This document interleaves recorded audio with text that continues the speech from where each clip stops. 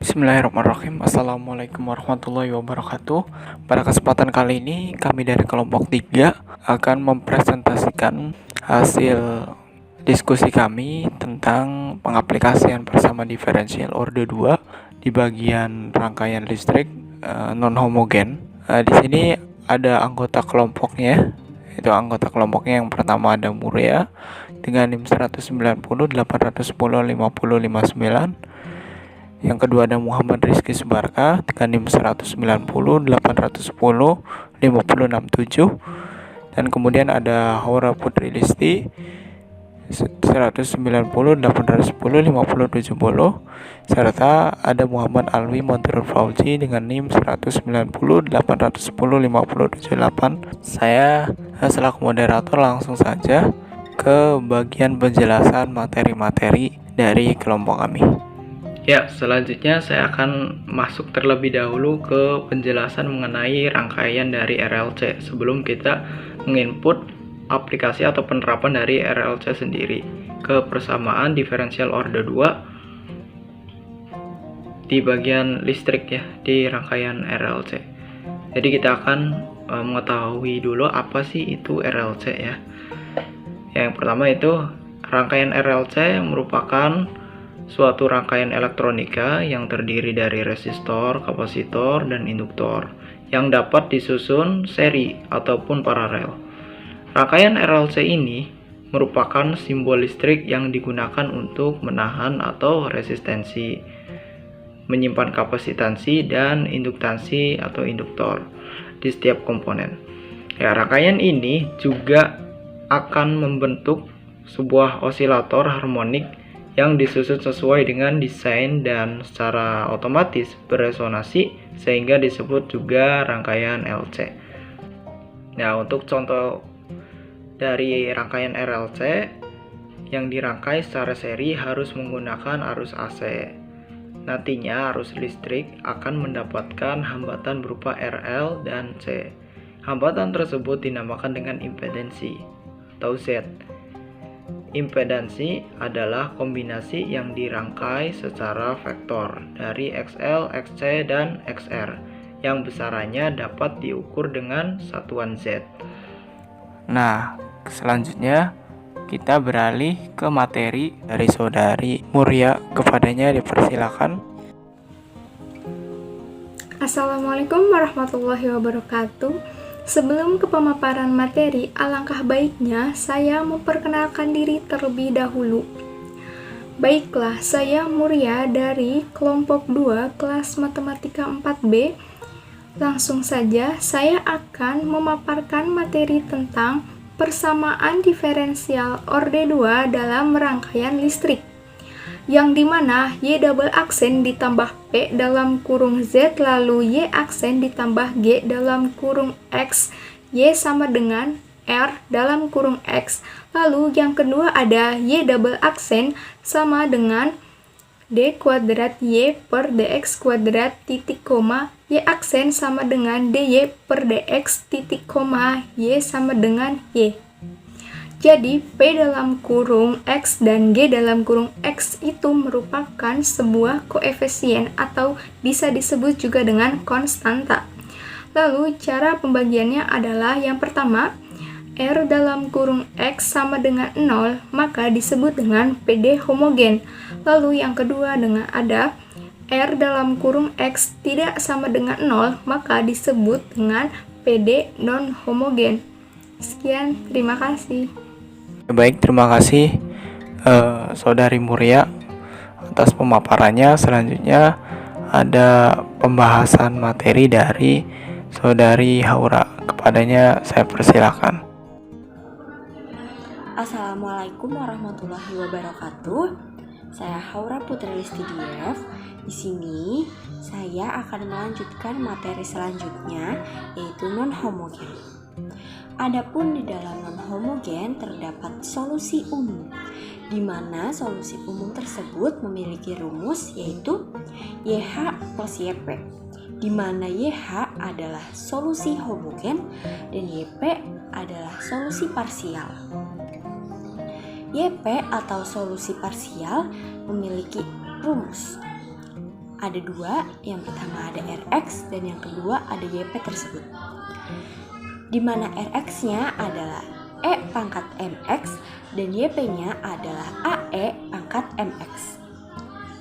Rx-nya ada X pangkat N dan YP-nya ada AN X pangkat N plus AN min 1 X pangkat N min 1 plus dan seterusnya plus A1X plus A0. Rx-nya ada sin WX, di mana YP-nya ada A cos WX plus B sin WX. Rx-nya ada cos WX dan YP-nya ada A cos WX plus B sin WX. Rx-nya ada E pangkat UX sin WX dan YP-nya ada E pangkat UX dikali A cos WX plus B sin WX. Rx-nya ada E pangkat UX dikali cos WX dan YP-nya ada E pangkat UX dikali A cos WX plus B sin WX. Di mana solusi parsial tersebut tidak boleh muncul pada solusi homogennya. Jika hal tersebut terjadi atau jika solusi parsial muncul pada solusi homogen, kita bisa mengkalikan solusi khususnya dengan faktor X, atau kita bisa mengkalikan solusi khususnya pada faktor X pangkat 2 atau X kuadrat, sehingga tidak memuat solusi homogennya lagi. Sekian, terima kasih. Baik, terima kasih kepada Saudari Haura atas penjelasan materinya. Selanjutnya ada penjelasan dari Saudara Albi. Kepadanya dipersilakan. Baik, untuk selanjutnya yaitu aturan-aturan yang harus diperhatikan untuk penerapan dalam rangkaian listrik. Ada beberapa poin penting. Yang pertama yaitu hukum 2 Kirchhoff, di mana sigma seluruh tegangan pada rangkaian tertutup sama dengan O. Rumusnya yaitu E sama dengan PR ditambah PL ditambah PC. Nomor 2, tegangan pada resistor sebanding dengan arus yang melewatinya, dengan rumus PR sama dengan I dikali R. Yang ketiga, tegangan pada kapasitor sebanding dengan muatan elektrik pada kapasitor, dengan rumus PC sama dengan 1 per C integral dari I dalam kurung T dt. Dan yang keempat yaitu tegangan pada induktor sebanding dengan perubahan arus listrik, dengan rumus PL sama dengan L dI per dt. Baik, terima kasih untuk Saudara Alwi ya. Selanjutnya ada pembahasan contoh soal yang akan dipaparkan oleh saya sendiri, yaitu Muhammad Rizky Subarkah. Baik, sekarang kita ke contoh soal ya, yang dimana soalnya pada sebuah rangkaian listrik RLC seri terdapat sebuah resistor dengan nilai resistensinya sebesar 14 ohm, kapasitansi kapasitornya sebesar 0,05 farad, dan induktansi induktornya sebesar 2 Henry. Jika tegangan sumber pada rangkaian tersebut, tegangan sumbernya itu sebesar 40 volt, tentukan tegangan yang terdapat pada kapasitor tersebut. Nah, di bagian gambar ini merupakan sketsa dari rangkaian listrik RLC-nya. Teman-teman bisa amati terlebih dahulu. Lalu ketika sudah diamati dan diteliti, kita bisa langsung jawab soalnya. Oke, kita pakai rumus ini ya, VL tambah VR tambah VC sama dengan E. Yang dimana VL ini kita bisa ubah jadi L DI per DT. Untuk VR-nya kita bisa ubah jadi plus IR, dan plus VC bisa kita ubah jadi 1 per C integral I DT sama dengan 40. Yang dimana 40 ini tegangan sumber ya, yang 40 volt itu. Ya, dikarenakan ini bukan sama dengan dari 0, jadi kita bisa ini termasuk persamaan diferensial non homogen. orde 2 ya. Persamaan diferensial non homogen kita bisa gunakan ini. I sama dengan C kali V.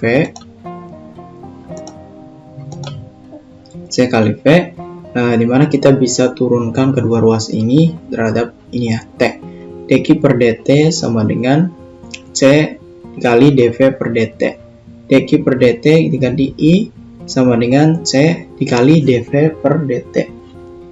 Nah, I sama dengan C kali dv per dt ini kita bisa substitusi ke sini ya. Nah, LC ditambah d kuadrat V per dt kuadrat tambah R kali C dv per dt sama dengan 40. Kita substitusi nilai RLC-nya yang dari soal itu ya, 2 kali 0,05 nih d kuadrat V per dt kuadrat tambah 14 kali 0,05 dikali dv per dt tambah V sama dengan 40. Kita kali 2 kali 0,05 itu 0,1 d kuadrat V per dt kuadrat ditambah 0,7 dikali dv per dt tambah V sama dengan 40. Nah, untuk setelah ini ya, kita bisa kalikan kedua ruas ini dengan 10 supaya angka desimal ini bisa hilang. Jadi kita udah kali ya 10 ya ini ya. D kuadrat V per dt kuadrat tambah 7 dikali dv per dt tambah 10V sama dengan 400. Yang kita dapat persamaan kuadratnya yaitu R kuadrat tambah 7R tambah 10 sama dengan 400. Dan solusinya, karena ini merupakan solusi persamaan diferensial non homogen ya terhadap tegangan kapasitor ya. Jadi solusinya itu PH plus VP. Itu solusi homogennya R kuadrat tambah 7R tambah 10 sama dengan 0, yang dimana akar-akarnya yaitu R1 sama dengan min 2, R2 nya sama dengan min 5. Oke, kita dapat nih V1 nya sama dengan C1E min 2X ya, ini min 2X pangkat min 2X, dan C2 nya C2E pangkat min 5X. Di VH nya dapat VH sama dengan C1E pangkat min 2X tambah C2E pangkat min 5X. Nah, untuk solusi parsialnya, V sama dengan A, V aksen sama dengan 0, V double aksen sama dengan 0. Kita substitusi nilai V ke persamaan. Ini D kuadrat V per dt kuadrat tambah 7 dv per dt tambah 10V sama dengan 400. Jadi kita substitusi ya, 0 tambah 0 tambah 10A sama dengan 400, sehingga VP nya yaitu A sama dengan 40. Nah, kemudian V sama dengan VH plus VP. Untuk VH nya kita udah dapet ya, VH sama dengan C1E pangkat min 2X tambah C2E pangkat min 5X tambah 40. Ini 40 dari sini. Oke, 40. Lalu kesimpulannya kita dapat nih, jadi tegangan pada kapasitor adalah sebesar VH sama dengan C1E pangkat min 2X tambah C2E pangkat min 5X tambah 40. Ini merupakan hasil dari problematika di atas ya. Jadi terima kasih yang sudah menyimak video ini sampai habis. Semoga bermanfaat atas ilmunya ya. Terima kasih dan wassalamualaikum warahmatullahi wabarakatuh.